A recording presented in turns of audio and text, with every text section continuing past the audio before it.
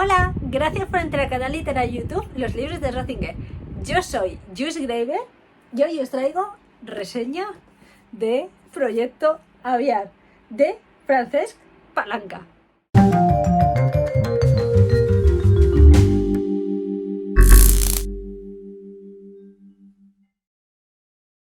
Os iba a decir que os iba a contar la sinopsis, pero lo tengo un poco difícil, Nada, la tengo aquí en Amazon.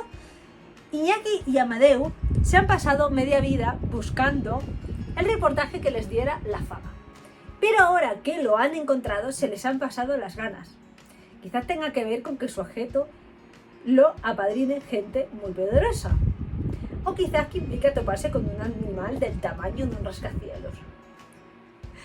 Por cierto, cuesta 3 euros en Amazon, en ebook. O sea, no os lo penséis. Si es que por esos precios no os penséis casi nada. O sea, 3 euros. O sea, si 3 euros me cuesta un pan Bimbo. O sea, por favor. El croissant cuesta eso. Ha subido todo muchísimo. ¿Cuánto te ofrecían más por el mismo precio? Desorbitado.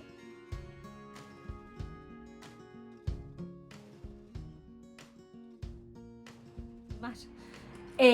Bueno, aquí pues se me antojaba una historia de humor. No ha decepcionado. Claro, a ver, ya sabemos que esto es la premisa de que un animal se va a ir de madre. Vale, yo empecé a leerlo y os cuento un poco, ¿vale? Claro, yo también, escucha, Frances, has dado muy poquitos datos, me la has puesto muy jodidamente difícil, me la has puesto muy mal. Entonces, pues bueno, pues Iñaki y Amadeu, que por cierto, me gustó tanto lo del nombre de Amadeu, que he visto un gato el otro día por aquí. Es muy pesado, por cierto, se puso todo el rato maullado y le quise llamar Amadeu, porque me comía mucho la oreja como se la come Amadeu a Iñaki. El caso es que no nos hicimos amigos. Entonces, pues bueno, pues podríamos decir que ellos son los dos protagonistas principales, los que vas a verlos durante todo el libro, porque no todos los ves durante todo el libro, ¿vale? Te puedo contar sin decir ni spoiler, me cachis en la paz. Bueno, pues eso, digamos que llegan a saber sobre una noticia y Amadeu pues le come la oreja. Iñaki le dice, oye, vamos a ver esto que alguien se trae entre manos, gente de dinerito, se trae entre manos. Claro, ya, escucha, a mí me dicen eso y digo, estoy tranquilo en casa, ¿sabes? Entonces, pues bueno, Iñaki le dice, joder, ya estás un poco otra vez con tus dramas, tus movidas conspiranoicas y todo esto, ¿qué me estás contando?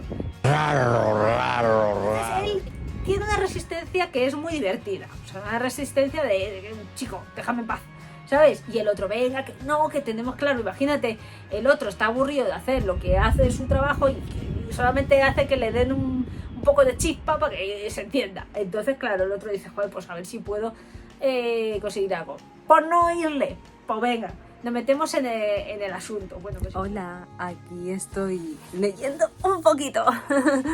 A ver, Proyecto Aviar, aunque bueno, ya lo veis abajo en el título del vídeo. Y bueno, la verdad es que ha empezado una acción muy, muy chula. Bueno, no ha empezado, llevo ya unas cuantas páginas con una acción muy, muy chula y muy trepidante. Y hay una cosa que me sorprende. No encuentro un protagonista. ¿Dónde está? No lo veo. O sea, es la historia. O sea, es la historia la que lo vuelve todo y hay unos personajes alrededor. Curiosamente, y me parece muy bien hecho, siempre tienes a alguien nuevo a quien conocer, del que se destaca una historia. A lo mejor eso te puede perder un poco, pero cuando ves que no tienes que darle importancia, sino más bien disfrutarlo, o sea, entiendes de que no hay que darle importancia porque luego vuelve a aparecer, vuelves a saber quién es, o sea, tampoco hay que darle tantas vueltas. Hay que dejarse llevar. No, a veces yo tiendo como a supermemorizar todo lo que está pasando, sobre todo con los personajes, y luego me doy cuenta de que es un error, porque quien escribe bien hace que no necesites recordar ni nada. Y me está gustando mucho justo eso. O sea, es como... la historia me está encantando, pero justo el detalle de que aparezcan varios personajes, que ocurran cosas con distintos personajes, que a lo mejor no pensabas que te ibas a encontrar. O sea, yo no sé si el autor diría que hay un protagonista en sí aparte del pollo. O sea, de verdad, de corazón. Entonces es eso lo que me llama la atención y lo que a priori podría pensar, qué cantidad de personajes de repente, es lo que hace rico a la historia. Fijaos cómo son las cosas.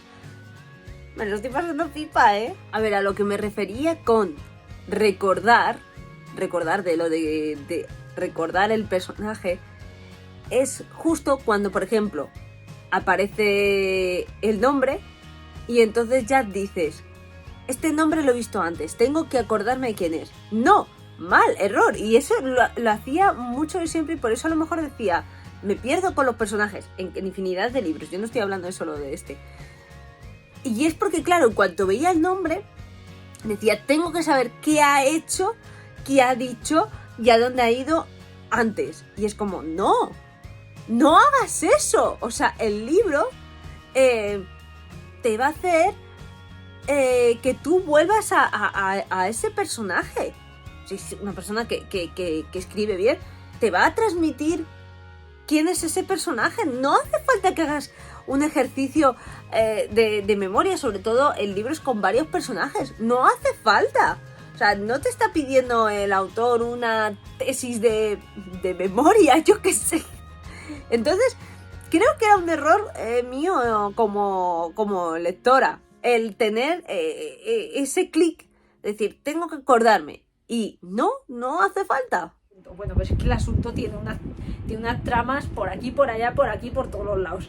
O sea, está Valencia, está el gobierno de Valencia, están una serie de científicos, están una serie de personajes, que yo lo que he hablado en un vídeo anterior, un error que yo tuve, si es que no todos los libros se leen iguales y tenemos que entrar muy vírgenes a todos los libros para poder disfrutarlos. Yo tenía la obsesión de que me tenía que acordar de todo santo que apareciera por aquí. Y no, ese es el error, porque no te está pidiendo la historia que los reconozcas, sino que formes parte de todo lo que está pasando. No tienes que saber cómo se llama el portero. Entonces, a ti te va contando una serie de personajes que van haciendo determinadas acciones. Que no hace falta acordarte de ellos, tienes que acordarte de lo que va sucediendo y dejar pasar la historia, porque son muchísimos personajes, cosas que es muy atractiva porque quieres saber en qué encaja cada personaje en toda esa movida, y tienes tus personajes principales que son Iñaki y Amadeo.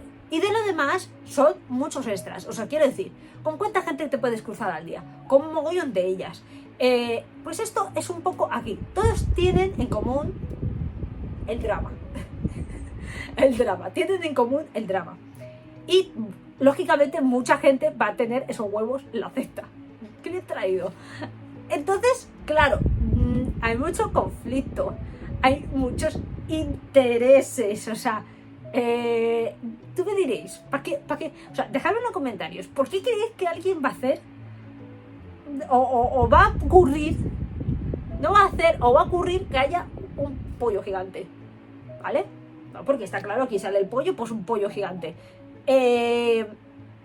¿Por qué llegamos a esta conclusión? Más misterioso que esto, pocas cosas. Tú quieres averiguar por qué llegamos a esta conclusión. Tú quieres saber qué va a pasar con esta conclusión y que si ocurre esta conclusión. ¿Qué pasa con Iñaki y Amadeu, que son dos almas descalabradas, cada uno con sus cosas? Todo esto. O sea, que pintaban menos que yo que sé. Entonces, quieres saber cómo acaban ellos también. Creo que va a haber segunda parte. A ver, la historia para mí está cerrada.